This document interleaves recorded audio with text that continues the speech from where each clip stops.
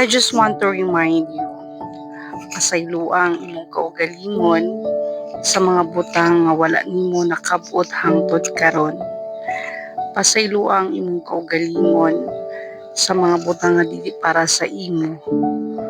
Pasayloang imong kaugalingon sa mga butang o sa mga sayop nga dili angay buhaton pero imong gipadayon.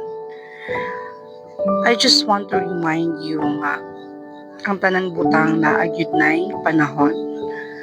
So pasaylo ang imong kaugalingon kay mga butang nga wala gihatag o gitugot karon apan ihatag o itugot ra na sa insaktong panahon. Walay contest sa kinabuhi. So take it easy. Himuha ang tanan nga adventure, journey. So pasaylo ang imong kaugalingon kung naamang gani mga lapses sa imong pagkatao or sa imong pagpakabuhi dining kalibutan na kay ang kinabuhi dili perpekto. So I just want to remind you na pasaylo ang imong kaugalingon sa imong pagka-imperfect.